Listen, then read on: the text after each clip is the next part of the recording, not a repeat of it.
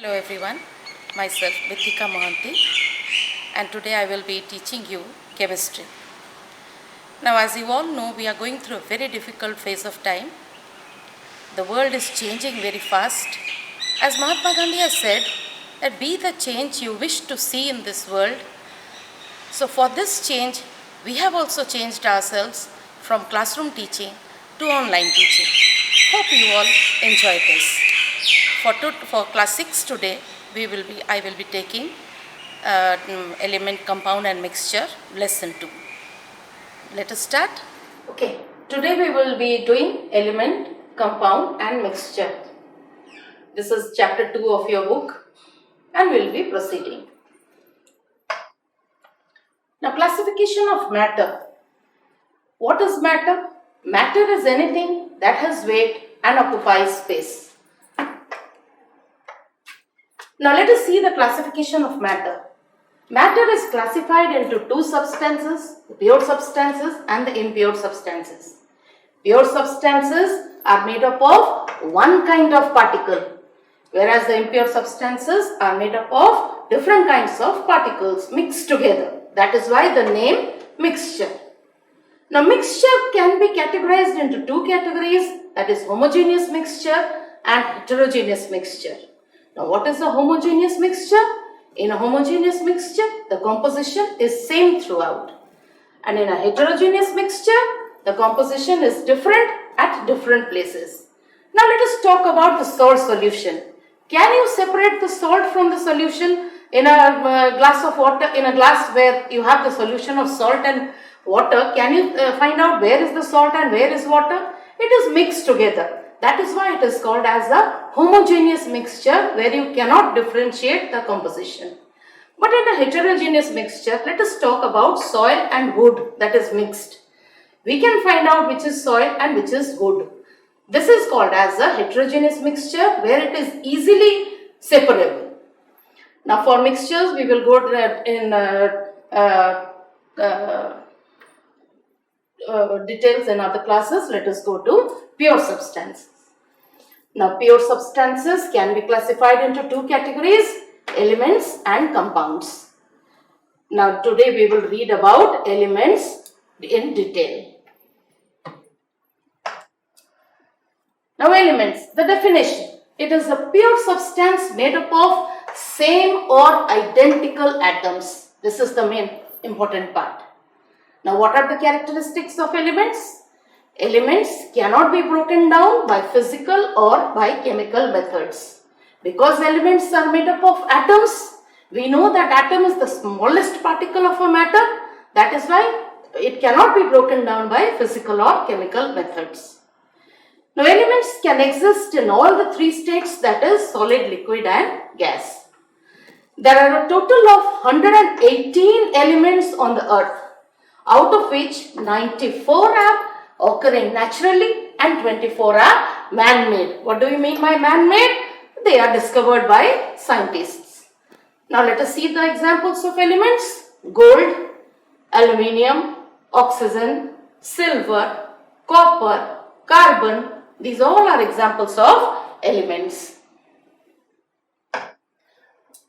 Now when we are talking about elements are made up of atoms, now what are these atoms? Let us go to the structure of the atom and what is an atom. Now it is the smallest particle of an element which is not capable of independent existence. It cannot exist independently. It can exist together with some more atoms in the shape of molecules. Now you can see this is the structure of the atom where there are negatively charged particles called electrons. There are positively charged particles called protons and neutron. These are neutrally charged particles. This is called the nucleus of the atom, where you can see the neutrons and protons are clustered together and elements, they move around this nucleus in circular paths which are called as orbits. The circular paths are called as orbits.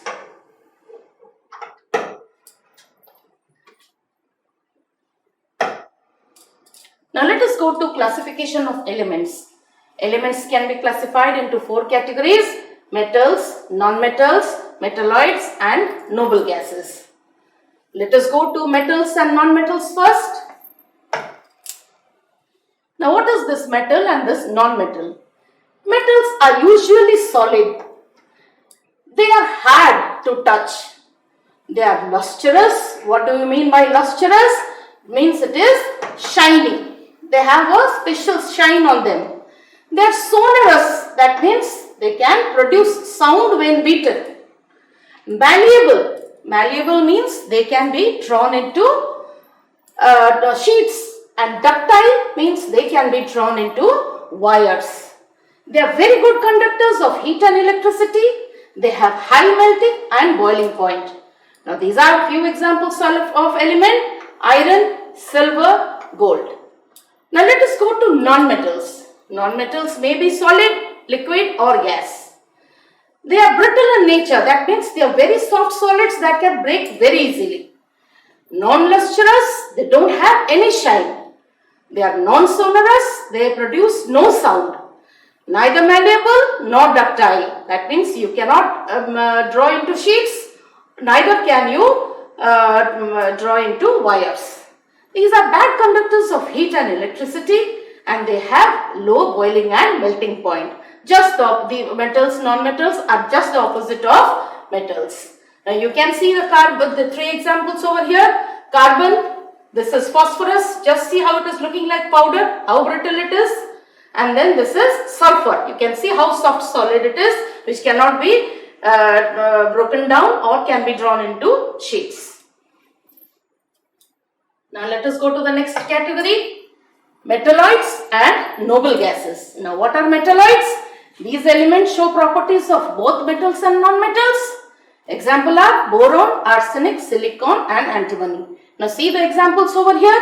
These elements, they show some properties of metals as well as some property of non-metals. See how they are lustrous, they are having some shine over here, and they are not very good conductors like that of the metals. That is why they possess both the characteristics of metals and non-metals, hence they are called as metalloids. Now let us go to noble gases. Now what are these noble gases? Noble gases are usually non-metals and are present in gaseous state and do not react chemically with other elements. They are also called as inert gases. Why this name inert? Because they are lazy in nature. They do not react chemically with other elements. They are lazy in nature. That is why they are called as inert gases. Unreactive. They don't react with any other gases. Now these are the examples: helium, neon and argon. This is the example given over here. Just see how helium is producing pinkish light, neon is producing reddish light, and argon is producing pinkish blue light, and krypton and xenon produce white light. Now representation of elements. Now we have read about the classification of elements. We will go to representation of elements. How elements can be represented. Now elements are denoted by symbols. Now what are these symbols? Now symbols means it denotes one atom of an element. Symbol is always written as one atom of an element. It is the short form or the abbreviated name of the element. It consists of one or two English alphabets. It helps in distinguishing one element from another.